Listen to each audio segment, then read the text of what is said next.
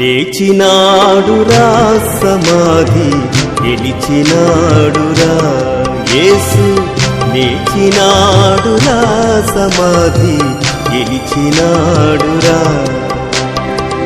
లేతునని తా చెప్పినట్లు, లేతునని తా చెప్పినట్లు, లేఖనములో పలికినట్లు, లేఖనములో పలికినట్లు, లేచినాడురా సమాధి గెలిచినాడురా యేసు, లేచినాడురా సమాధి గెలిచినాడురా.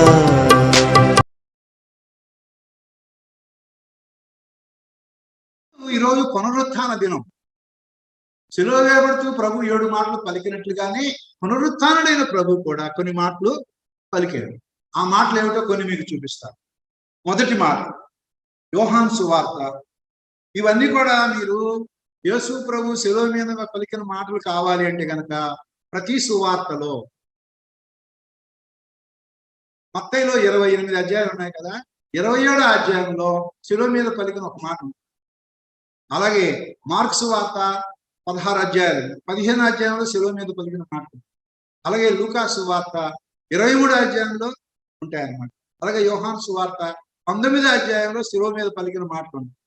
పునరుత్థానుడైన తర్వాత పలికిన పలుకులు అవి మత్తయి సువార్త 20 ఆఖరి అధ్యాయం, మత్తయి సువార్త 28లో, మార్కు సువార్త 16లో, లూకా సువార్త 24లో, యోహాను సువార్త 20లో ఉంటాయి. మీరు ఆ ఒక్క అధ్యాయం చదువుకుంటే అక్కడ ఈ ప్రభు ఏం చెప్పాడు అనేది అక్కడ ఉంటుందన్నమాట. చూడండి, యోహాను సువార్త 20వ అధ్యాయము. యేసు ప్రభు పునరుత్థానుడైన తర్వాత మొట్టమొదట ఒక స్త్రీకి కనిపించాడు. మరియా అనే స్త్రీకి కనిపించాడు. చూడండి, 20వ అధ్యాయము 14వ వచనం. ఆమె ఈ మాట చెప్పి వెనుక తట్టు తిరిగి యేసు నిలిచి ఉండట చూచిన గాని ఆయన యేసు అని గుర్తుపట్టలేదు. 15వ వచనం. యేసు, అమ్మా, ఎందుకు ఏడ్చుచున్నావు? ఎవరిని వెతుకుచున్నావు? అది యేసు ప్రభు. ఆమె పేరు మగ్దలేనే మరి అంట. మగ్దలేన మరి 18లో ఉంది అన్నమాట. 18వ వచనం ఉంది. మగ్దలేన మరి అంటే ఈమెలో 7 దయ్యాలుతో బాధింపబడుతూ ఉండేది. యేసు ప్రభు ఆ 7 దయ్యాలు వదిలించి ఈమెను బాగు చేశారు. అప్పటి నుండి ఆమెకి యేసు ప్రభు మీద గట్టి విశ్వాసం ఏర్పడింది. యేసు ప్రభుని బహుగా ప్రేమించి ఆ ప్రభు శిష్యురాలైంది. ఆమె యేసు ప్రభు మీద ఎంత ప్రేమ అంటే, యేసు ప్రభుని సిలువ వేస్తే, సమాధి చేస్తే ఆయన తీసుకెళ్ళిపోవాలని వచ్చింది ఆమె. చూసారా, ఒక స్త్రీకి తెల్లవారుజామున సమాధి తోటకి వెళ్ళింది. యేసు ప్రభుని సిలువ వేయడం అంటే, ఆ సమాధి అంటే మన దేశం సమాధుల్లాగా ఉండవు. ఖననము, దహనము అని 2 ఉన్నాయి కదా. ఖననం అంటే పాతి పెట్టడం, దహనం అంటే కట్టెలు పేర్చి శవాన్ని దహించి వేయడం. మామూలుగా యూదులు ఖననం పాటిస్తారు, క్రైస్తవులు, ముస్లిమ్స్ ఖననం పాటిస్తారు. కాబట్టి ఖననం అంటే ఇప్పుడు మనం ఏం చేస్తున్నాము, గొయ్యి తవ్వి గొయ్యిలో పాతి పెడతాం, ఒక 6 అడుగులు ఇంత గొయ్యి. ఆ దేశాల్లో ఏం చేస్తారంటే వాళ్ళు అలా గొయ్యి తవ్వుతారు. ఒక పర్వతాలు ఉంటాయి కదా, పెద్ద రాయి బండరాళ్ళు ఉంటాయి కదా, ఆ రాతిని తొలిపించుకుంటారన్నమాట. తొలిపించుకొని ఈ బాడీని, డెడ్ బాడీని దాంట్లో పెట్టేసి దానికి తలుపులాగా మరొక రాయిని దానికి పొర్లిస్తారు. పెద్ద బండని పొర్లిస్తారన్నమాట. ఒక 4, 5, 10 మంది అయినా సరే దాన్ని దొర్లించలేదు. అంత పెద్ద బండను దానికి అడ్డుగా పెట్టేస్తారన్నమాట. ఇప్పుడు చూడండి ఈమె ధైర్యం. ఆ బండని ఎలా తొలగిస్తుంది, ఆ ప్రభువుని ఎలా అంటే ఆమెకుండే పిచ్చి ప్రేమ ఆ ప్రభు మీద. చూస్తే లేడు, ప్రభు లేడు. ఏం జరిగింది అంటే లూకా సువార్త 24వ అధ్యాయం చూడండి. ఈ ఆడవాళ్ళు కొంతమంది కలిసి ఏం చేశారంటే 24 చూడండి. ఆదివారమున తెల్లవారుచుండగా ఆ స్త్రీలు తాము సిద్ధపరిచిన సుగంధ ద్రవ్యము తీసుకొని సమాధి యొద్దకు వచ్చి సమాధి ముందర ఉండిన రాయి దొరలింపబడి ఉండట చూచి లోపలికి వెళ్ళిరి గాని ప్రభు అయిన యేసు దేహం వారికి కనబడలేదు. ఆయన 3వ దినాన లేస్తానని చెప్పాడు కదా, ఆయన లేచి వెళ్ళిపోయాడు. వీళ్ళు తెల్లవారుజామున వీళ్ళు ఎప్పుడో వెళ్ళుంటారు. ఆయన 3 గంటలకే లేచిపోయాడు. ఆయన దేహము వారికి కనపడలేదు. ఇప్పుడు ఈమె ఏమి బాధపడుతుంది అనమాట, ఆ ప్రభు దేహాన్ని ఎవరన్నా తీసుకెళ్ళిపోయారేమో, నా ప్రభు దేహాన్ని నేను ఆఖరిగా చూసుకోలేకపోయాను, శిలువ మీద వేలాడేశారు, తీసుకెళ్లి అక్కడ సమాధి చేసేశారు. ఆయన్ని ఆఖరిగా చాలా మంది ఎవరైనా ఒకరిని బాగా ప్రేమించిన వాళ్ళు వాళ్ళ యొక్క దేహాన్ని అలాగా దగ్గరగా చూసి వాళ్ళ మీద పడి ఏడ్చితే గాని వాళ్ళ తనివి తీరదు. బహుశా అలాగా చేయడానికి ఇంకొక అవకాశము లేకుండా పోయిందో అని ఏమో. ఆమె ఏడుస్తా ఉంది, ఆయన దేహం కనపడలేదు, ఏడుస్తా ఉంది. అందుకని ప్రభు అడుగుతున్నాడు, ఎందుకు ఏడ్చుతున్నావు, ఎవరిని వెతుకుతున్నావు అని అడిగాడు. చూసారా, ఒక్కోసారి యేసు ప్రభుని ఎవరో తీసుకెళ్లారు నా అనుకుంది, ఎవరూ తీసుకెళ్ళారు. ఆయన లేచాడు. ముందు మరియతో మాట్లాడుతున్నాడు, ఆ తర్వాత మిగతా శిష్యులకు కూడా కనిపిస్తాడు. అలా 40 దినాల వరకు ఆయన తన శిష్యులుగా ఉండే వాళ్ళందరికీ వివిధ సందర్భాల్లో వివిధ రీతుల్లో ఆయన వాళ్ళకి కనబడి ఆ తర్వాత ఆయన పరలోకానికి ఆరోహణమైపోయాడు. కాబట్టి ఆయన 40 దినాలు సమాధిలో నుంచి ఆయన లేచిన తర్వాత 40 దినాల వరకు అందరికీ ప్రత్యక్షం అవుతూ వచ్చాడు. కాబట్టి ఇప్పుడు ఈమె ఏంటనమాట, ఆయన్ని ఎవరో తీసుకెళ్ళిపోయారేమో అని ఈమె బెంగతో అలాగా ఏడుస్తాము. అలాగే ఒక్కోసారి మనము మన ప్రభు గురించి లేకపోతే మన జీవితంలో ఉన్న కొన్ని పరిస్థితులను బట్టి మనము ఒకానొక అమాయకత్వంతో మనము ఏడుస్తాము. మనం అలా ఏడవలసిన పని లేదు. పరిస్థితిని గురించి కూడా దేనిని గురించి చింతపడకూడదు. ప్రతి విషయంలోనూ ప్రార్థన విజ్ఞాపనముల చేత కృతజ్ఞతాపూర్వకముగా మీ విన్నపములు దేవునికి తెలియజేయుడి అని. కాబట్టి మనకి ఒక్కోసారి మనకు ఏర్పడిన కొన్ని పరిస్థితులు, కొన్ని కష్టాలు, కొన్ని నష్టాలు, కొన్ని శ్రమలు, శోధనలు, వేదనలు, నిరాశ, నిస్పృహను బట్టి మనము ఒక్కోసారి ఏడుస్తాము. దేవుని బిడ్డలు దేని విషయం కూడా ఏడవలసిన పని లేదు, భయపడవలసిన పని. మనం నిజంగా దేవుడి వాక్యాల మీద మనము విశ్వాసం గలవారమైతే మనము అలాగా ఆందోళన కలవరం చెందవలసిన పని లేదు మనం. కాబట్టి ఈమె మరియా అలాగా నువ్వు ఎందుకు ఏడుస్తున్నావు? అలాగే మనం కూడా ఒకవేళ దేని గురించైనా మనం ఏడుస్తూ ఉంటే దేవుడు అలాగా మనల్ని అడుగుతున్నాడు, మనల్ని అలా ప్రశ్నిస్తున్నాడు, అలాగా మనల్ని ఓరడిస్తున్నాడనే మనము అనుకోవచ్చు అన్నమాట. తర్వాత ఈ పునరుత్థాన ప్రభువు పలికిన ఇంకొక మాట ఏమిటంటే యోహాను సువార్తలోని ఒక మాట చూడండి, 19వ వచనం. ఆదివారం సాయంకాలమున శిష్యులు యూదులకు భయపడి తాము కూడి ఉన్న ఇంటి తలుపులు మూసుకుని ఉండగా యేసు వచ్చి మధ్య నిలిచి మీకు సమాధానము కలుగును గాక అని వారితో చెప్పారు. యేసు ప్రభు శిష్యులకి యేసు ప్రభువు లేచిపోయాడు. ఈ ప్రధాన యాజకులు, శాస్త్రులు, పరిసయ్యులు ఒక కథ అల్లారు. అది మత్తయి సువార్తలో ఉంది, 8వ అధ్యాయం. ఏమిటి ఆ కథ అంటే, యేసు ప్రభుని ఆయన శిష్యులు వచ్చి దొంగిలించి తీసుకెళ్ళిపోయారు అని కథ అల్లారు. మీకు ఏదైనా దొంగిలించి తీసుకెళ్లారని చెప్పండి, మీకు ఏదైనా మీ ఉద్యోగానికి ఏమైనా ఇబ్బంది వస్తే మేము పై అధికారులకు చెప్తాము అన్నారు. అంటే యేసు ప్రభు నేను 3వ దినాన తిరిగి లేస్తాను అన్నాడు కదా, ఆయన లేచాడు అని జనాన్ని నమ్మించడం కోసము యేసు ప్రభు శిష్యులు ఆయన్ని ఎత్తుకొని పోయారు అని చెప్పారు ఇప్పటికీ యూదులు యేసు ప్రభుని నమ్మరు. యూదుల్లో ఆ శిష్యులు తప్పించి ఎవరో కొద్దిమంది తప్పించి యూదులు ఎవరు యేసు ప్రభుని నమ్మరు. ఏమిటంటే కారణము, ఆయన 3వ దినాన లేవలేదు అని చెప్పినట్టుగా ఆయన శిష్యులు ఆయన దొంగిలించుకొని పోయి ఆయన లేచాడని ప్రచారం చేస్తున్నారు. ఇప్పుడు శిష్యులు ఎక్కడ ఉన్నారు చూడండి, భయపడి తలుపులు వేసుకొని ఉన్నారు. వాళ్ళు అంత భయస్తులు వాళ్ళు. యేసు ప్రభు శిష్యులని పేతురే ఆయన ఎవరో నాకు తెలియదని బొంకాడు 3 సార్లు. అలాంటి వాళ్ళు అదేమో పెద్ద వీరులు సూర్యులు కాదు, చేపలు పట్టుకునేవాళ్ళు. యేసు ప్రభు శిష్యులు 12 మందిలో 7 చేపలు పట్టుకునేవాళ్ళు. గలిలయ పల్లెటూరు. ఇశ్రాయేల్ దేశాన్ని యోదయ, గలిలయ అని 3 ప్రాంతాలు ఉంటాయి అన్నమాట. గలిలయ అంటే సముద్ర ప్రాంతం, చెనగంజం, అలాంటి ఊరు అన్నమాట. అలాంటి ఊర్లో చేపలు పట్టుకునేవాళ్ళు. వాళ్ళు యేసు ప్రభు శిష్యులు అయ్యారు. కాబట్టి అలాంటి వాళ్ళు వాళ్ళు ఎలాగా యేసు ప్రభు దేహాన్ని తీసుకెళ్ళిపోయి ఎలాగా అంటే ఒక అబద్ధాన్ని వాళ్ళు ఎలా అల్లారని. సరే, ఆయన లేవకపోయినా లేచి ఎక్కడ పెట్టారు, ఎక్కడ పెట్టి ఆయన లేచాడని ప్రచారం చేస్తున్నారు. సరే, వాళ్లే కదా ఆయన్ని దొంగిలించుకు తీసుకుపోయారు. అలాంటి ప్రభు కోసము వాళ్ళు ఎందుకు అంత హతసాక్షులైపోయారు? పేతురుని తలకిందులుగా సిలువ వేశారు. అందరిని దాదాపుగా యేసు ప్రభు శిష్యులందరూ హతసాక్షులయ్యారు, చంపబడ్డారు. లేవని యేసు ప్రభు కోసము వాళ్ళు ప్రాణాలకు తెగించాల్సిన పని ఉందా? ఆ యేసు ప్రభు సాక్షులుగా ఉండే క్రమంలో అలాంటి అవసరం లేదు కదా. అదనమాట మనం అంటే వాళ్ళు ఎలాగా కొంతమంది కథలు అల్లుతారు అనేదాన్ని. ఇప్పుడు ప్రస్తుతం వీళ్ళు ఎక్కడున్నారు? ఇంట్లో తలుపేసుకొని ఉన్నారు. వాళ్ళ మధ్యకి ప్రభు మహిమదేహం గనక తలుపులు కిటికీలు వేసుకున్నా సరే ఆ దేహం లోపలికి వెళ్ళిపోతుంది.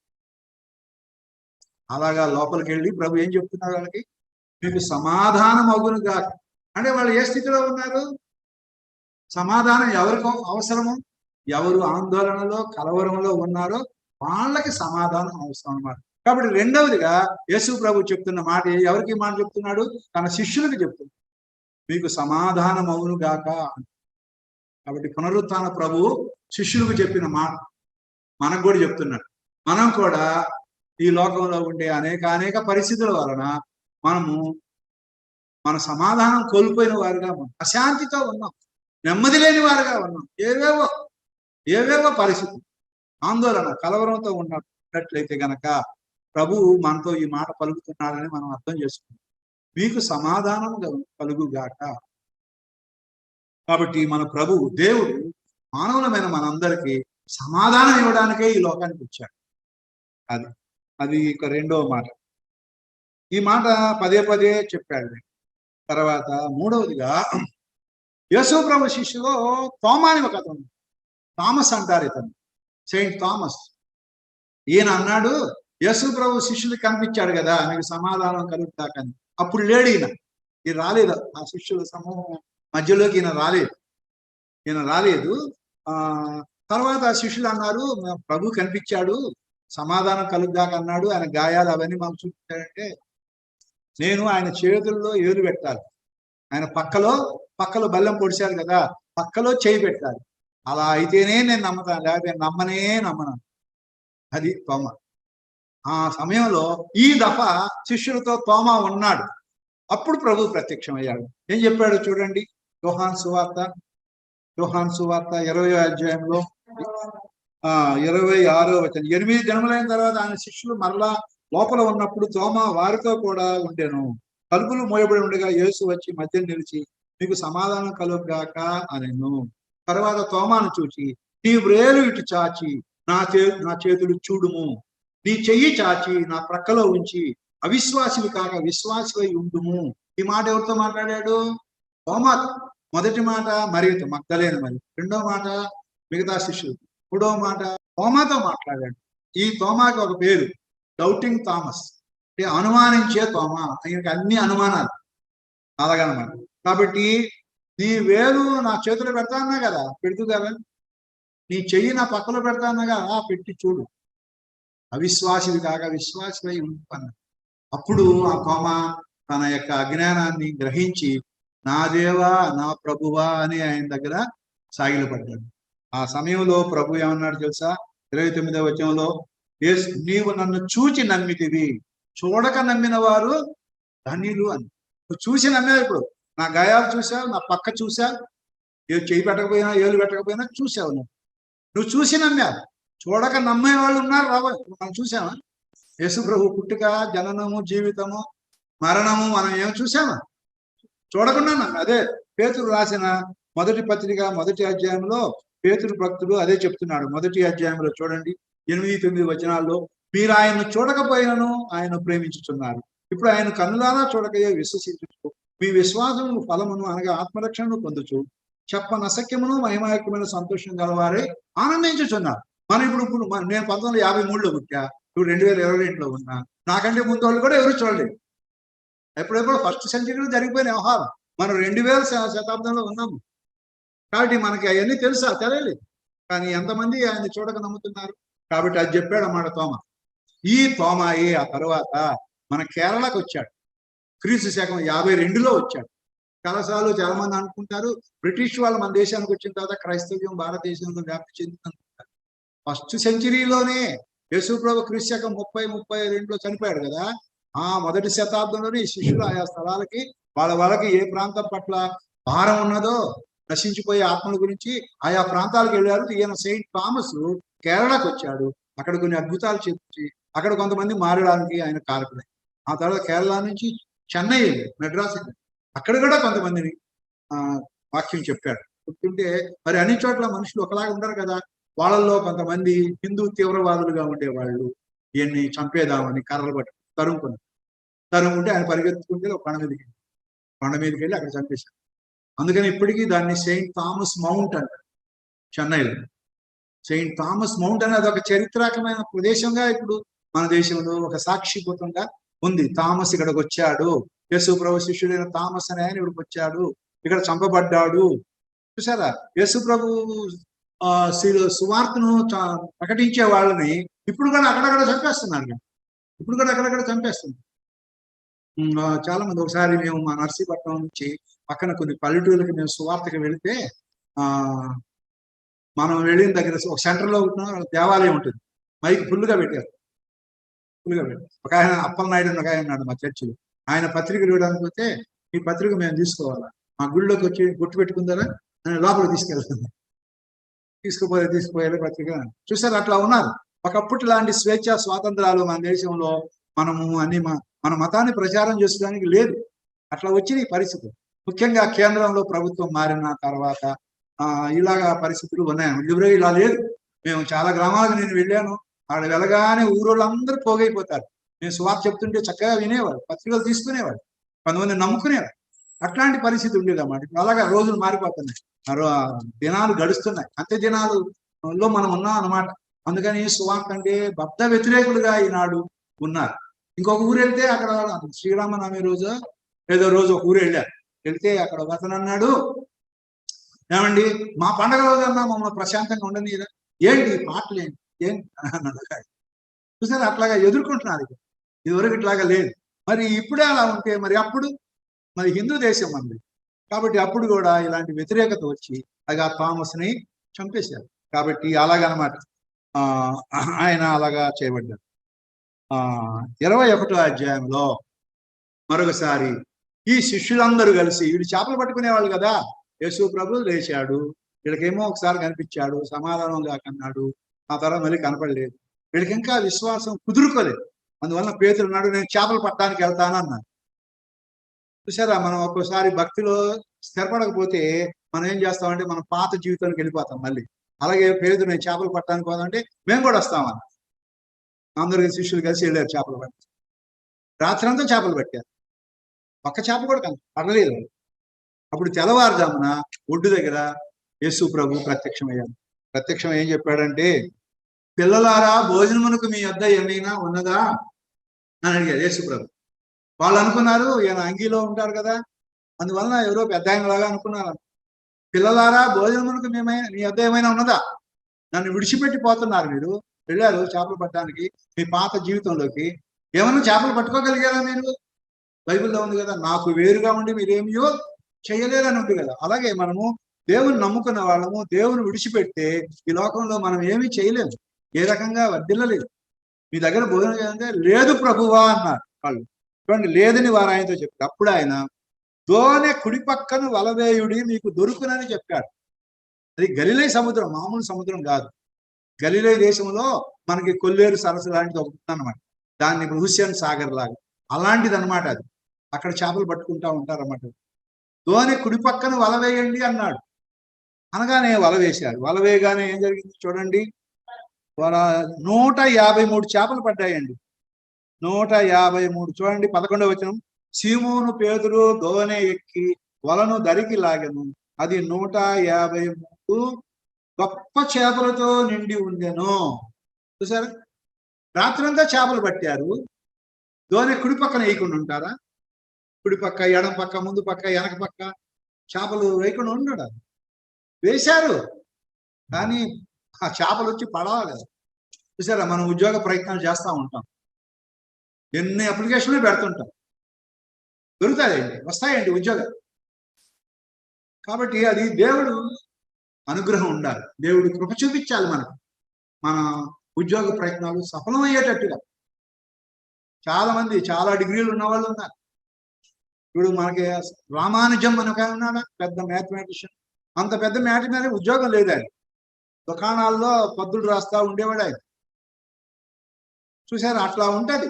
కాబట్టి వీళ్ళు రాత్రంతా చేపలు పట్టారు, దొరకలేదు. కుడి పక్కన ఏం కానీ దొరికాయి 153 చేపలు. అలాగే మన ప్రయత్నాల్లో దేవుడి కృప మనకు తోడుగా ఉండాలి, దేవుడి అనుగ్రహం మనకు తోడుగా ఉండాలి. అప్పుడు మన ప్రయత్నాలు సఫలం అవుతాయి అన్నమాట. అప్పుడు చేపలు పడగానే అప్పుడు మరి చేపలు పడ్డాయి కదా, రాత్రంతా భోజనం లేదు వాళ్ళకి, భోజనానికి ఏమీ లేదు. అందుకని ఇప్పుడు పడిన చేపలే ఆ నిప్పులు పెట్టి కాల్చుకొని వాళ్ళు తినబోతున్నారన్నమాట. తినబోయేటప్పుడు వాళ్ళకి ఈ మాట ఇప్పుడు దాకా మనతో మాట్లాడిన వ్యక్తి యేసు ప్రభు అని వాళ్ళకి అప్పుడు అర్థమైంది. అలాగే వాళ్ళ కళ్ళు తెరబడ్డాయి. సరే, ఒక్కోసారి మనము కొంతమందితో మాట్లాడుతుంటే వాళ్ళు ఎవరో ఏమిటో మనకు తెలియదు, ఆ తర్వాత తెలుస్తుందన్నమాట. అలాగా వాళ్ళకి కళ్ళు తెరవబడితే అప్పుడు ప్రభు పేతురుతో అంటున్నాడు, యోహాను కుమారుడైన సీమోను, నీవు నన్ను ప్రేమించుచున్నావా? ప్రేమించుచున్నావు కాదు, వీరందరికంటే ఎక్కువగా నన్ను ప్రేమించుచున్నావా అని అడిగాడు. ప్రేమించుచున్నాను ప్రభు అని 3 సార్లు అలా అడిగాడు. పాపం పేతురు ఇబ్బంది పడ్డాడు 3 సార్లు అడిగినందుకు అదే మాట. ఎందుకని అడిగాడు 3 సార్లు ఇతన్ని? అది వరకు యేసు ప్రభుని ఎరగను అని 3 సార్లు పొంకాడు. అందుకని ఇప్పుడు కూడా నన్ను అట్లా పొంకుతావా, ప్రేమిస్తావా అన్నట్టుగా అడిగాడు. ప్రేమిస్తున్నాను ప్రభు. అయితే నా గొర్రె పిల్లలను మేపుతాను, నా గొర్రెలను మేపు కాయు అని అన్నాడమ్మ. దీనికి ఒక బాధ్యత. గొర్రె పిల్లలు అంటే లోకంలో మనుషుల్ని గొర్రెలుగా బైబిల్ గ్రంథం పోల్చింది. గొర్రెలకు మంచి కాపరిని అంటాడు కదా, నేను గొర్రెలకు మంచి కాపరిని అంటాడు. ఎందుకు మనల్ని గొర్రెలుగా పోల్చాడంటే మనము ఊరకనే మోసపోయేవాడు. గొర్రె కషాయి నమ్ముతా అంట, చూసారా? గొర్రెలు ఎంత అమాయకమైనవో. మన దేశంలో ఆవుని సాధు జంతువు అని చెప్పుకున్నట్టుగా యూరోపియన్ దేశాల్లో గొర్రెను సాధు జంతువు అని. గొర్రె తనను తాను కాపాడుకోవడానికి దానికి ఏమైనా ఉన్నదా చెప్పండి? ఆవు కన్నా కొమ్ములు, గొర్రెకి ఏమున్నాయి? అరవడం తప్ప ఇంకేం చేయలేదు. అదొక సాధువు జంతువు, అమాయకమైన జంతువు. కాబట్టి మనుషులమైన మనము అలాగే ఊరకనే మోసపోతాం, ఊరకనే మనము చిక్కుల్లో పడిపోతాం అన్నమాట. అందుకని నా గొర్రెలను మేపు అని చెప్తే అప్పటి నుండి పేతురు అందుకని ఈ యొక్క ఆది అపోస్తలులకి ఈయన నాయకుడయ్యాడు. కాబట్టి అలాగా బాధ్యతలు ఆయనకి అప్పగిచ్చాడన్నమాట. అది ఎన్ని మాటలు చెప్తున్నాం మనం? 1, 2, 3, 4 మాటలు చెప్తాం. తర్వాత ఇప్పుడు లూకాసు వార్తలోకి రండి. లూకాసు వార్తలో ఇక్కడ కొంతమంది యమ్మాయి అని ఒక గ్రామం, ఆ గ్రామానికి 2 ప్రయాణం చేసి వెళుతూ ఉండగా ప్రభు వాళ్ళతోటి ఒక బాటసారి లాగా, ప్రయాణికుల్లాగా వాళ్ళతో వెళ్ళాడు. వాళ్ళు ఏవో మాట్లాడుకుంటున్నారు. ఏంటి మీరు మాట్లాడుకుంటున్నారంటే వాళ్ళు ప్రభుతో ఇలా చెప్పారు. చూడండి, లూకాసు వార్త 24వ అధ్యాయం 20వ వచనం నుండి, మన ప్రధాన యాజకులను అధికారులను ఆయన ఎలాగో మరణశిక్షకు అప్పగించి సిలువ వేయించలో నీకు తెలియదా? ఇశ్రాయేలును విమోచింపువాడు ఈయనే అని మేము నిరీక్షించి ఉంటిమి. ఇదిగాక ఈ సంగతులు జరిగి నేటికి 3 దినములు ఆయన. అయితే మాలో కొందరు స్త్రీలు తెల్లవారుగానే సమాధి ఆయన దేహమును కానక వచ్చి కొందరు దేవతతో తమ కనబడి ఆయన బ్రతికున్నాడని చెప్పి మాకు విస్మయం కలుగజేసి, మాతో కొన్న వారిలో కొందరు సమాధికి వెళ్ళి ఆ స్త్రీలు చెప్పినట్టు కనుగొంది కానీ ఆయన చూడలేదని చెప్పారు. అందుకు ప్రభు వాళ్ళని గద్దిస్తున్నాడు. ఇప్పుడే ఆయన 3వ దినాలు లేస్తా అన్నాడు, లేచాడేమో అని కొంతమంది వెళ్ళారు, అలా కనపడలేదు అని అనుమానంగా మాట్లాడుతున్నారన్నమాట. మాట్లాడుతుంటే కొంతమంది ఏమో బతికున్నాడని చెప్పారట, కొంతమంది చూస్తేమో కనపడలేదు. అప్పుడు ప్రభు వాళ్ళతో ఉన్న వ్యక్తి, బాటసారిలాగా వాళ్ళతో ఉన్న వ్యక్తి యేసు ప్రభే. అయితే వాళ్ళు ఆయన గుర్తుపట్టలేకుండా వాళ్ళ కళ్ళు మోయబడ్డాయి. ఇప్పుడు ప్రభు వాళ్ళతో అంటున్న మాట 25వ వచనం, అందుకు ఆయన, అవివేకులారా, ప్రవక్తలు చెప్పిన మాటలన్నింటినీ నమ్మని మందమతులారా, క్రీస్తు ఈలాగు శ్రమపడి తన మహిమలో ప్రవేశించ అగత్యము కాదా అన్నాడు. అవివేకులారా, ప్రవక్తలు చెప్పిన మాటలన్నింటినీ నమ్మని మందమతులారా. మనము దేవుని వాక్యాన్ని నమ్మకపోతే మనను కూడా దేవుడు ఇలాగే అంటాడు. అవివేకు, ప్రవక్తలు చెప్పిన మాటలను నమ్మని మందమతులు, బుద్ధిమాంద్యం గలవాళ్ళు అన్నట్టుగా ప్రభువు మనల్ని కూడా గద్దిస్తున్నాడు అన్నమాట. కాబట్టి దేవుని వాక్యాన్ని మనం నమ్మడం నేర్చుకోవాలి. చాలాసార్లు ఈనాడు లోకంలో చాలా మందికి బైబిల్ మీద అనుమానాలు వస్తాయి. బైబిల్ దేవుడు రాసి ఇచ్చింది మనకి అని. కాబట్టి అలాగా అంబేద్కర్ గారు కూడా బైబిల్ చదివాడు. చదివి దానిలో దానియేలు, షడ్రకు, మెషకు, అబేద్నెగోల కథ ఆయన విని ఇట్లాంటి క్రైస్తవులు ఇప్పుడు ఉన్నారా అని అడిగాడు. ఇలాంటి క్రైస్తవులు అంటే షడ్రకు, మెషకు, అబేద్నెగోలు అనే వాళ్ళు ఆ రాజు ఒక విగ్రహం చేసి దానికి సాగిలపడి నమస్కారం చేయమన్నాడు. వీళ్ళు చేయలేదు. ఎవరైతే సాగిలపడి నమస్కారం చేయలేదో వాళ్ళని అగ్నిగుండంలో పడేస్తానన్నాడు. వీళ్ళు చేయలేదని తెలిసింది. పిలిచి అడిగాడు, ఏమి మీరు నా విగ్రహాన్ని సాగిలపడి నమస్కారం చేయండి, మేము యూదులని, మేము విగ్రహారాధన చేయము, కావస్తే నన్ను అగ్నిగుణంలో పడేయండి అంటే వీళ్ళ ముగ్గురిని కట్టగట్టి అగ్నిగుణంలో పడేశారు. అగ్ని వల్ల వీళ్ళకి ఏమి అపాయం జరగలేదు.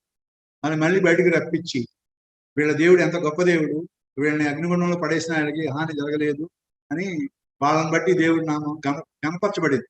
ఆ ఉదంతాన్ని చదివి అంబేద్కర్ అన్నారట, ఇట్లాంటి వాళ్ళు క్రైస్తవుల్లో ఎవరైనా ఉన్నారా?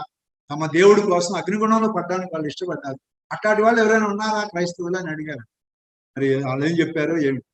ఆయన మారకపోవడానికి అసలు యాక్చువల్గా చాలా మంది చెప్పే ఉద్దేశం ఏంటంటే అంబేద్కర్ క్రైస్తవుడు అవ్వాలి లెక్కపడి.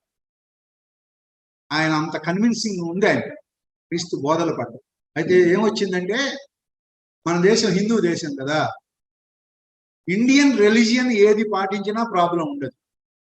ఈ లోకంలో ఈ దేశంలో ఉండే దళితులు క్రైస్తవ్యం పాటిస్తే ఆ పైకి అంబేద్కర్ అంతటి వాడు ఇక ఒక దురభిప్రాయం వచ్చిందని ఆయన బుద్ధిజాన్ని తీసుకున్నాడు. 5 లక్షల మందితో వెళ్ళి బౌద్ధ మతాన్ని స్వీకరించాడు ఆయన. కారణం ఇదే. అంటే కొన్ని మరి ఆయన చూసారా, మరీ తెలివి ఎక్కువైతే కూడా కొన్నిసార్లు కొన్ని తప్పు నిర్ణయాలు తీస్తారు. యాక్చువల్గా యేసు ప్రభు లోకరక్షకుడు, పాప పరిహారకుడు, పరలోకాన్ని చేర్చే దేవుడు. అంటే ఆయన బాగా ఎక్కువ చదివిన వాడు కనుక మరి ఈ కోణాల్లో ఆలోచించారు, ఈ రకాలుగా ఆలోచించారు. కాబట్టి చాలా ఉన్నాయండి అంబేద్కర్ గురించి చెప్పడానికి. నేను కూడా కొంత చదివాను ఆయన గురించి, చెప్పడానికి చాలా విషయాలు ఉన్నాయి. ఆయన ఎందువలన ఆయన నిర్ణయాలు తీసుకున్నాడు అని. మరి గాంధీ అక్కడ ఎర్రవాడ జైల్లో ఆయన నిరాహార దీక్ష చేస్తున్నప్పుడు మరి ఈయన మరి ఒక హక్కు కోసం పోరాడుతున్నాడు. దాన్ని పట్టు విడిచాడు. పట్టు విడకపోతే చెప్పారన్న కొంతమంది, మీ దళితులు అన్న వాళ్ళందరినీ ఊచకోతకు వస్తారు, నువ్వు కానీ పట్టు. గాంధీ గారిని నిరాహార దీక్షలో చచ్చాడంటే కనుక మీ వాళ్ళు ఎవరు బతకరు అని చెప్పారు. దాని గురించి ఆయన వెనక తీసుకున్నారు. చూసారా, అట్లాగా కొన్ని నిర్ణయాలు ఉంటాయి. కాబట్టి ఇంతకు చెప్పొచ్చిన విషయం ఏంటంటే మనము ఒక్కోసారి దేవుని వాక్యాన్ని మనము నమ్మలేదు. నమ్మక మనము ఒక్కోసారి తప్పు. కాబట్టి ఇక ప్రభు చెప్తున్నాడు, ప్రవక్తలు చెప్పిన మాటలన్నింటినీ నమ్మని మందమతులారు, క్రీస్తు ఇలాగూ శ్రమపడి మహిళ చేర్చాలని మీకు తెలియదా అని చెప్పు. కాబట్టి అలాగా మనము దేవుని వాక్యాన్ని నమ్మాలి. తర్వాత ఇంకో మాట, ఇంకోసారి 30 అప్పుడు ఆయన, మీరు ఎందుకు కలవరపడుతున్నారు, మీ హృదయంలో సందేహములు పుట్టనేలా, నేనే ఆయను అనుటకు నా చేతులను నా పాదములను చూడుడి, నన్ను పట్టి చూడుడి, నాకున్నట్టుగా మీరు చూస్తున్న ఎముకలు మాంసము భూతమునకు ఉండవు అని. కాబట్టి నన్ను పట్టి చూడండి, నేనే ఆయన అని ఆయన చూసారా. ఈ రోజుల్లో కూడా చాలా మంది యేసు ప్రభు 3వ దినాన దాన్ని కూడా సందేహించే వాళ్ళు ఉన్నారు. అంటే యేసు ప్రభు శుక్రవారం సెలవు ఇవ్వబడ్డారు కదా, శుక్రవారం మధ్యాహ్నం 3 గంటలకు అయిపోయింది. శుక్రవారం 3 గంటలకి సమాధి చేసినారు. శనివారం అంతా 24 గంటలు, శుక్రవారం 3 నుంచి ఎంత, ఆదివారం పొద్దున్నే లేచారు కదా. 3 దినాలు సమాధిలో ఉండాలంటే 72 గంటలు గడవాలి కదా. 72 గంటలు ఎక్కడ కలిసి అని దాన్ని కూడా ఒక అనుమానం కింద కొంతమంది నమ్మిన వాళ్ళని సందేహం పెట్టడానికి చూస్తుంది. మనం అర్థం చేసుకోవాల్సిన విషయాలు ఏంటంటే, part of the day will be counted as a day. ఉదాహరణకి మనము 24 గంటలు కదా ఒక రోజు. మీరు ఎన్ని గంటలు పనిచేస్తున్నారు స్కూల్లో ఎన్ని గంటలు మీరు పనిచేసేది? 8 గంటలే కదా. 24 గంటలు మీరు పనిచేసేది 8 గంటలు. నిన్న నేను కాలేజీకి రాలేదు, స్కూల్కి రాలేదు అంటాం. అంటే ఏంటి, నేను 24 గంటలు మీరు కాదు కదా. 24 గంటలో మీ పని గంటలు 8 గంటలే, మిగతా 16 గంటలు లెక్కలోకి రావు. అట్లాగే యేసు ప్రభు శుక్రవారం 3 గంటలకు ఉన్నాడు కదా, అది ఒక రోజు కింద లెక్క. శనివారం ఒక రోజు కింద లెక్క. ఆదివారం అర్లీ అవర్స్ వరకు ఉన్నారు కానీ అది ఒక రోజు కింద లెక్క. అట్లా మనం బాగా అర్థం చేసుకోం. నేను హైదరాబాద్లో సెక్రటరియట్లో పనిచేస్తున్నాడు, అక్కడ ఒక దగ్గర విన్నాను ఈ మాట, ఒక దొరగారు చెప్తుంది. కొంతమంది ఇలాగా చెప్తుంటారు. మనం అర్థం చేసుకోవాల్సింది ఏమిటంటే, part of the day will be counted as a day. ఒక దినములో ఒక గంట అయినా సరే అది ఆ రోజు కింద లెక్క అంటే అలాగన్నమాట. అలాగా మనము అనుకోవాలి. 72 గంటలు అలాగా యోనా 3 దినములు రాత్రి పగలు ఉన్నట్టుగా అని అట్లాగా మనం తీసుకోకూడదు.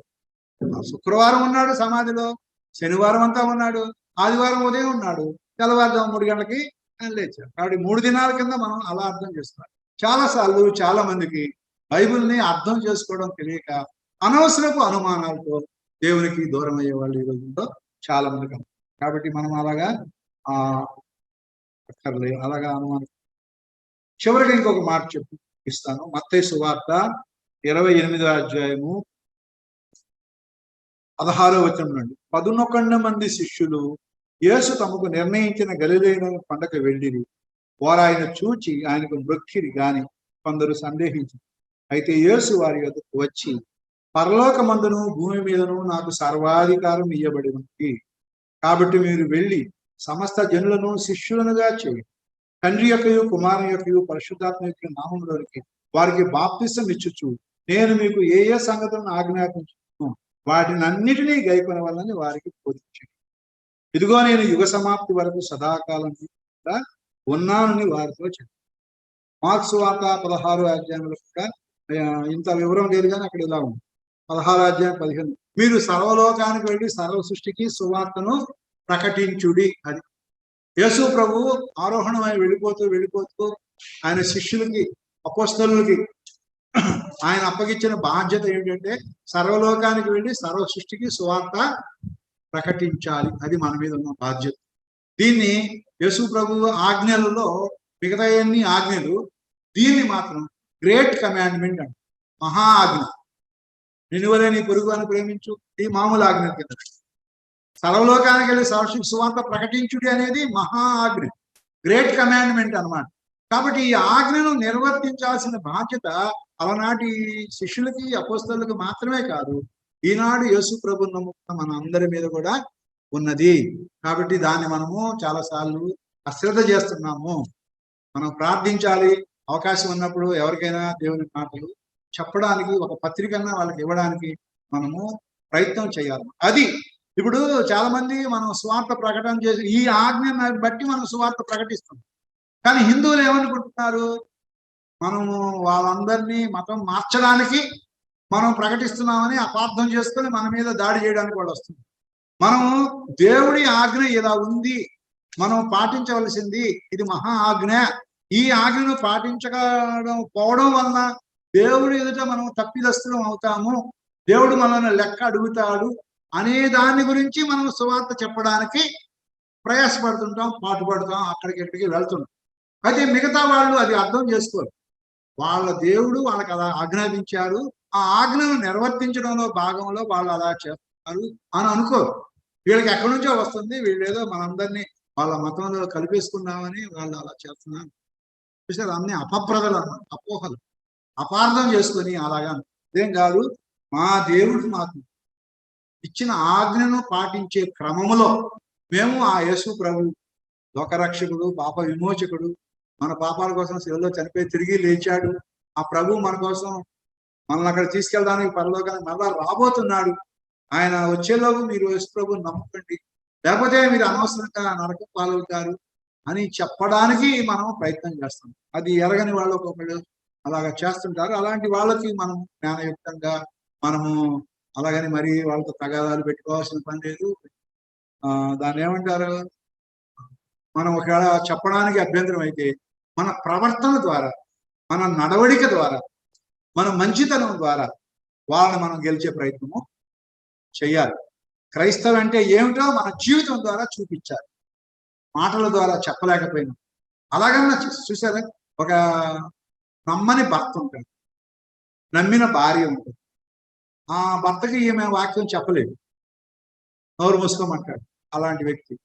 మరి అలాంటప్పుడు ఈమెం చేయాలి, అతని ఎడల తన యోగ్యమైన మంచి నడవడిక వలన ఆయనకి అన్ని విషయాల్లో లోబడుతూ విధేయురాలుగా ఉంటూ మంచితనాన్ని వ్యక్తం చేస్తూ ఆయనకి దేవుని మాటలు చెప్పినప్పుడు ఆయన మెత్తబడడానికి అవకాశం ఉంది. ఒక ఉదంతం నేను పదే పదే చెప్తుంటాను.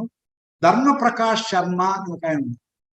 రాజస్థాన్ లో ఒక పూజారి కుటుంబానికి చెందినవాడు. నెహ్రూ కుటుంబానికి అత్యంత సన్నిహితమైన కుటుంబం అది. ఆయన ఒకసారి రాజ్యసభ సభ్యుడిగా చేశాడు, హిందీ సినిమా యాక్టర్ గా కూడా పనిచేశాడు. అలాంటి వ్యక్తి అన్నమాట. మరి ఏంటో ఆయనకి కలలో ఎవరో క్రైస్తవ స్త్రీ కళ్ళ చీర కట్టుకుని వెళ్తున్నట్టుగా ఆయన కళ్ళలో కనిపించేది. ఈమె నీ భార్య అని చెప్పేవాడంట దేవుడు. ఏంటి ఆయనకి క్రైస్తవ్యం మీద నమ్మకం లేదు. ఎందుకు నమ్మకం లేదంటే క్రైస్తవులు చెప్తారు కానీ చెయ్యరు అని. ఎందుకంటే ఆయన ఫ్రెండ్ ఒకడు క్రిస్టియన్ ఉన్నాడట. ఈయన బైబిల్ చదివాడు, ధర్మప్రకాష్ శర్మ. ఆ బైబిల్లో ఏమనుందంటే, నేను ఈ చెంప మీద కొట్టిన వాడికి ఆ చెంప తిప్పని ఉంది బైబిల్. బైబిల్లో ఇలా ఉంది, క్రిస్టియన్స్ అందరూ అలా చేస్తారు కావాలని వాళ్ళ ఫ్రెండ్ దగ్గరికి వెళ్ళి ఒక్కటి కొట్టాడు చెంప. వాడు ఇతనికి 2-3 కొట్టాడు. ఈ బైబిల్లో ఇలా ఉంటే నేను ఏంటి ఇలాగ 2-3 కొట్టావు నన్ను అంటే, ఉంటే మేమంతా చేస్తాం అనుకున్నామే. తర్వాత కొంతమంది ఆడపిల్లలు ఉన్నారంటే క్లాస్మేట్స్, మీరు నాతో ఈరోజు సెకండ్ షో సినిమాకి వస్తారా, లేకపోతే మ్యాట్నీకి వస్తారా అని అడిగాడు. వస్తామన్నారు. మరి మీ అమ్మ వాళ్ళ ఇంటి దగ్గర అడిగితే ఏం చెప్తారంటే, ఎక్స్ట్రా క్లాస్ ఉందని చెప్తాం అన్నారంట అమ్మాయి. అబద్ధాలు చెప్తారా మీరు? బైబిల్లో అబద్ధాలు చెప్పరంటే క్రైస్తవులు అంటే ఇలాంటి క్రైస్తవుల వలన ఆయన క్రైస్తవుల మీద నమ్మకం పోయింది.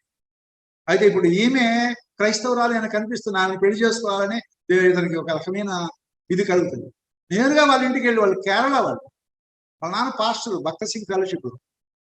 నాకు మీ అమ్మాయిని ఇవ్వండి అని అడిగాడు. మీరు హిందువులు, మేము క్రైస్తవులు, నేను పాస్టర్ గారిని, మా కూతురు మీకు ఎట్లా ఇస్తామయ్యా అంటే, లేదండి నాకు ఇవ్వండి అని అంటే, వాళ్ళు ప్రార్థన చేసి ఆ అమ్మాయి ఉన్నదంట, నాన్న ఇవ్వండి, దేవుడు ఏదో ఉద్దేశంతో ఆయనకి ఇస్తున్నాడేమో అంటే పెళ్లి చేశాను. పెళ్లి చేస్తే ఈయన 3 కండిషన్లు పెట్టాడు. నన్ను క్రైస్తవులుగా చూసే ప్రయత్నం చేయదు, నేను విసిగిపోయాను క్రైస్తవులు.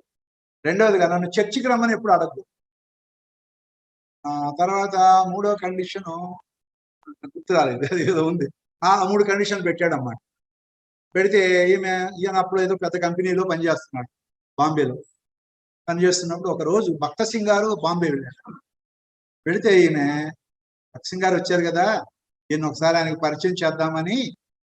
ఈమె డ్యూటీ ఏమిటంటే, ప్రతిరోజు ఈయనకి బాక్స్ కట్టి, బ్యాగ్ సర్ది, భారీ మనిషి, ఆయనకి సాక్స్ తొడిగి, లేసులు కట్టి, కారు దాకా ఆయన ఇలా చెయ్యి భుజం మీద వేసి తీసుకెళ్తాదమ్మా. ఆ లేసులు కట్టేటప్పుడు చెప్పిందండి, ఏమండి ఈరోజు భక్త సింగ్ అనే దైవజనుడు మన ఊరు వచ్చాడు, సాయంకాలం పూట పెందలకడ వస్తారా అన్నాడు. కూటుకాలతో దవడ మీద కొట్టాడు, గట్టిగా తన్నాడు. లేసులు కడతాడు, కూటుకాలతో దవడ మీద తన్నాడు. నేనేం కండిషన్ పెట్టా, నువ్వేం చేస్తావు? పడిపోయింది రక్తం ఇలాక. వాళ్ళ అమ్మా నాన్న, ఆ ధర్మప్రకాష్ శర్మ అమ్మా నాన్న స్వాతంత్ర సమరయోధులు, వాళ్ళు పైన ఉన్నారండి. ఆ శబ్దానికి వాళ్ళ అత్తగారి కిందకి దిగు, ఏమైందమ్మా అంటే, ఏం కాలేదు అత్తగారు అని చెమటతో తుడుచుకొని ఆయన్ని మళ్ళీ బూట్ కట్టేసి ఆయన కారు దాకా తీసుకెళ్ళి, వెళ్ళండి మీరు చాలా మంచి వాళ్ళు అని చెప్పింది. అంటే అప్పుడు ఆయన కారులో వెళ్తా ఉన్నారు. కారులో వెళ్తున్నప్పుడు దేవుడు ఆయన గుర్తు చేశాడు. క్రైస్తవులు బైబిల్లో ఉన్నట్టుగా పాటించరని నీ స్నేహితులను బట్టి నువ్వు మనసు అలా అనుకున్నావు కదా, ఇప్పుడు నీ భార్య నిజమైన క్రైస్తవురాలు కాదా? ఆమె నిన్నేమడిగింది? ప్రార్థనకి రమ్మనే కదా అడిగింది. ఆమెను అలాగా బూటితో కాలుతో తన్నావే, ఒక మృగంలాగా ప్రవర్తించావే. ఆమె ఏమన్నా గొంతెమ్మ కోరికలు ఏమైనా కోరిందా? ప్రార్థనకు రమ్మనే కదా అడిగింది. ఆమె నిజ క్రైస్తవురాలు కాదా? క్రైస్తవులు ఉన్నారు, నిజ క్రైస్తవులు కూడా ఉన్నారు, కాబట్టి నువ్వు అలా అపార్థం చేసుకుని ఆమెను అలా చేశావు అని ఆయన మనస్సాక్షి ఆయన గద్దిస్తా ఉందండి. వేరే ఆఫీస్కి వెళ్తే అదే ఇంపార్టెంట్ మీటింగ్ అన్నారు, లేదు. కాసేపు ఉండి 3 గంటలకు వెళ్ళి వెనక్కి వచ్చేసాడు. అంటే ఆమె ఆశ్చర్యపోయింది, 3 గంటలకు వచ్చేసాడు. సాయంకాలం ఏదో ప్రార్థన ఉంది కదా అన్నావు కదా, అందుకని వచ్చేసాను అన్నాడు. అంటే ఆ రోజు సాయంకాలం తొందరగా బయలుదేరి మీటింగ్కి వెళ్ళారు. భక్సింగ్ గారిని పరిచయం చేశారు. పరిచయం చేస్తే ఆయన చూసి సంతోషించి, మీ ఊరు నేను వచ్చానయ్యా, ఆ ఊరంతా విగ్రహాల మయము, నేను అక్కడ వాక్యం చెప్పలేక మోకరించి ప్రార్థించాను, ప్రభా ఇక్కడ ఎవరన్నా ఒకరిని నీ నామం కొరకు లేపుకోమని ప్రార్థించాను. నువ్వే ఆ వ్యక్తి అయి ఉండొచ్చు. ఆయన పుస్తకము నా దేశము, నా మతము, నా దేవుడు అనే హెడ్డింగ్స్ తో పిల్లా వెంకటరత్నం అనే ఒక ఆయన గుడివాడలో సేవ చేస్తుంటాడు. ఆయన కాపు కన్వర్ట్. ఆయన రాశారు. కానీ చదవడానికి ఆసక్తి ఉంటే ఆ పుస్తకం చదవండి. ఆయన లైఫ్ హిస్టరీ ఇప్పుడు నేను చెప్పిన అందులో ఉన్నాయి.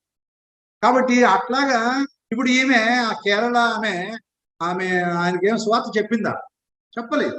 ఆమె యోగ్యమైన మంచి నడవడిక వలన ఆమె భర్తను ఆమె సంపాదించుకుంది, రక్షించుకుంది. ఆయన దేవుని నమ్ముకొని వాళ్ళకి 2 ఆడపిల్లలు.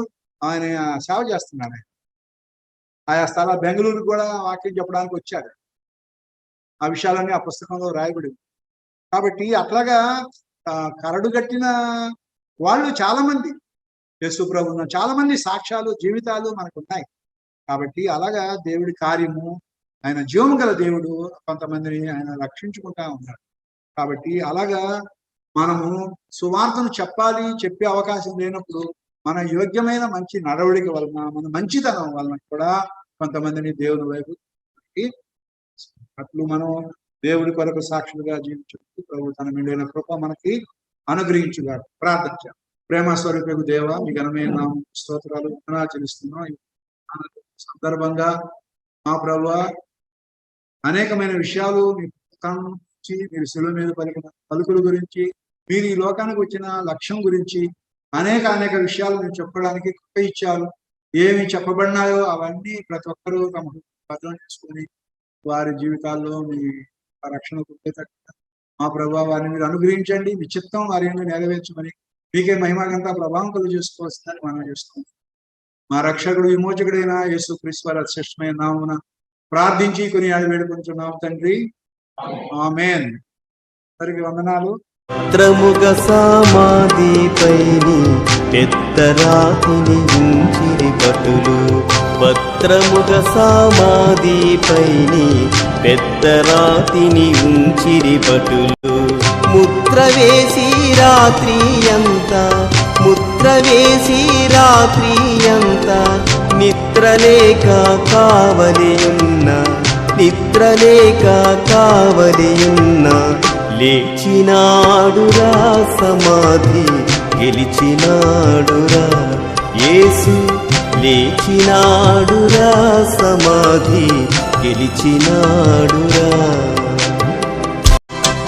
చచ్చిపోయి లేచినాడు స్వామి భక్తుల కగుపడినాడు. చచ్చిపోయి లేచినాడు స్వామి భక్తుల కగుపడినాడు. చచ్చినను లేపుతాడు, చచ్చినను లేపుతాడు. చావు అంటే భయపడరాదు. లేచినాడురా సమాధి గెలిచినాడురా యేసు. లేచినాడురా సమాధి గెలిచినాడురా. యేసునందే రక్షణ భాగ్యం, యేసునందే నిత్య జీవం. యేసునందే రక్షణ భాగ్యం, యేసునందే నిత్య జీవం. యేసునందే ఆత్మశాంతి, యేసునందే ఆత్మశాంతి. యేసునందే మోక్ష భాగ్యం, యేసునందే మోక్ష భాగ్యం. లేచినాడురా సమాధి గెలిచినాడురా యేసు. లేచినాడురా సమాధి గెలిచినాడురా. లేతుననితా చెప్పినట్లు లేఖనములో పలికినట్లు లేచినాడురా సమాధి గెలిచినాడురా యేసు. లేచినాడురా సమాధి గెలిచినాడు.